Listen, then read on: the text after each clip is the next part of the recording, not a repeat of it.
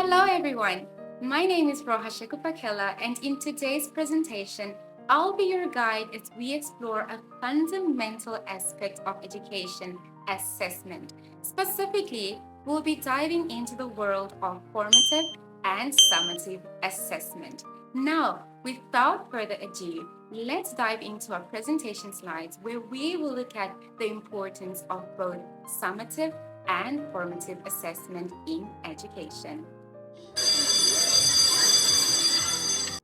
There are many different ways to assess student learning. Thus, it is important to develop a framework for identifying the most appropriate ways to use assessment as a part of quality instruction. Two of the most common types are formative assessment and summative assessment. Let's break these down. Think of formative assessment as informing instruction and summative assessment as a summary of learning. The goal of formative assessment is to gather information that helps the teacher guide the improvement of teaching and learning. These assessments should be designed to provide immediate, explicit feedback. These are typically low-stake assessments or checking for understanding. Alright, so let's look at types of formative assessments in detail. Now, let me first of all highlight that the course that I've selected for this presentation is organizational behavior. Okay, so I'm going to provide you with 3 different types of informative assessment methods and examples of how they can be implemented in this particular course. Organizational behavior.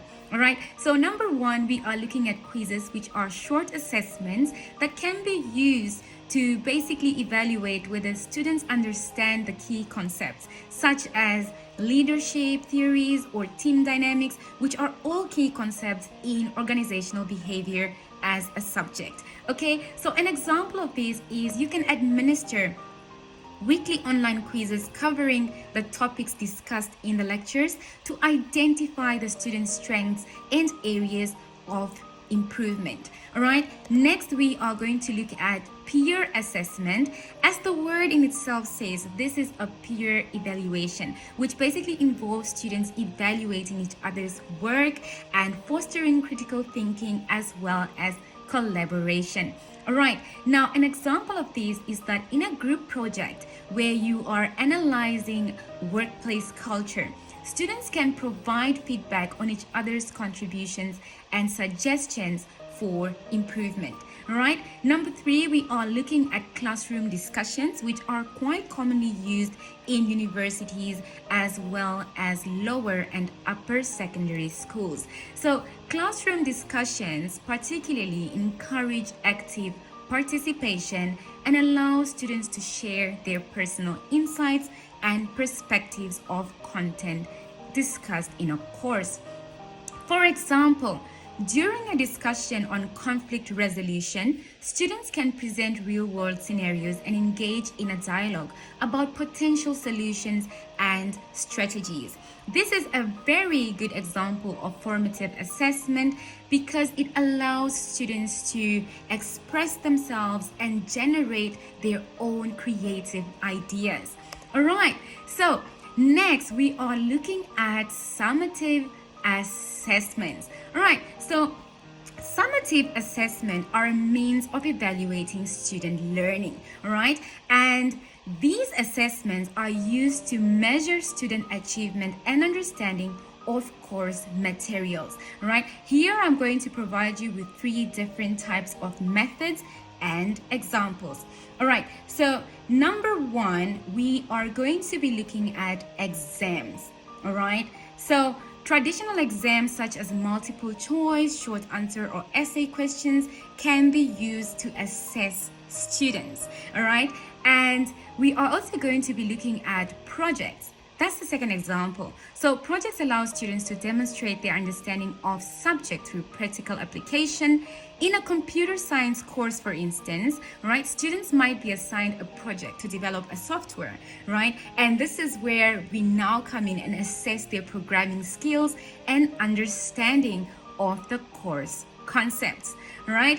Let me just change the color because I feel that red is too strong. Okay, and then the third example will be portfolios. All right. So portfolios are collections of a student's work over the course of a semester or even academic year. In an art course, for instance, students might create a portfolio showcasing their progression in various media and techniques. This allows the instructor or the lecturer to assess students' artistic growth, creativity, and mastery of different art forms. All right. So, the rationale behind these assessment methods is as follows. The number one, when it comes to exams, right, we are looking at suitability. Exams are effectively used to measure student knowledge and understanding across broad range of topics within the course. Now, course objectives, for example, we check whether it aligns with the courses that require strong grasp of foundational concepts and theories such as history or biology. Student characteristic, we check whether it provides a clear, standardized way for students to demonstrate what they've learned. Okay, now if we're looking at projects, on the other hand, let's look at suitability. Projects allow students to apply course concepts to real-world scenarios, right? Just as the example I provided you in the previous slide, where you need to develop, for example, a software. Now you're not only being tested theoretically, but you are also being tested in the practical sense, right? And then when it comes to the course objectives, it aligns with courses that emphasize practical skills. Now this is about projects, okay? Because if you look at, for instance, exams, right, the objective won't be the same as for projects. Each kind of method and example that is initiated will have a different purpose, which is the suitability, and the objective will also be different, okay? And then let us look at the student characteristic. It engages students with a diverse learning style and encourages creativity and critical thinking.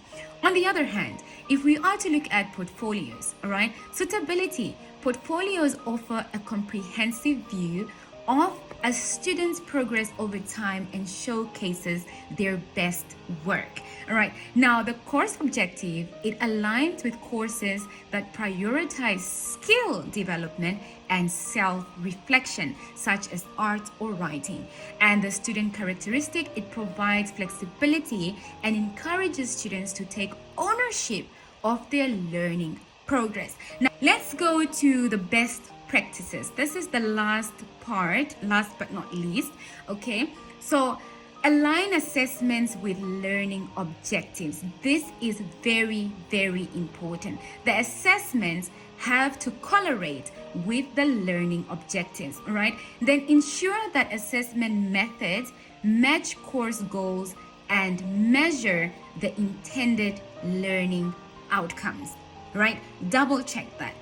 Number 3, provide clear instructions and expectations.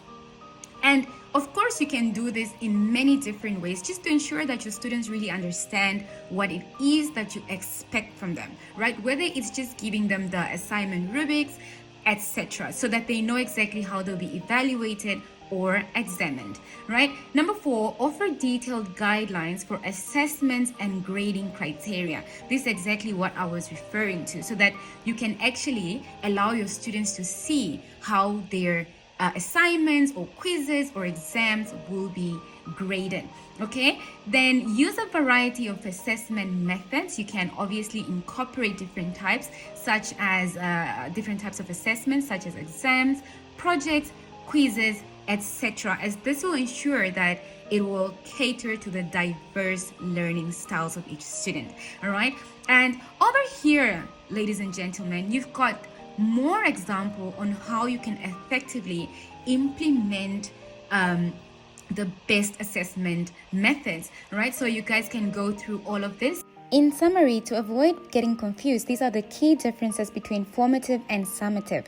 When do we apply them? Formative is before or during instruction. Summative is end of instruction. Purpose is to guide the teacher in planning and improving instruction, help students improve learning, whereas summative let teachers and students know the level of accomplishment attained. Before we wrap up, I'd like to leave you with a visual aid that will help reinforce our discussion for today. Thank you all for your attention and engagement today, and I hope this presentation gave you some insight on the differences and importance of both summative and formative assessment. And if you have any other questions, do not hesitate to reach out to me. And that will be all for today. Thank you so much and have a pleasant day.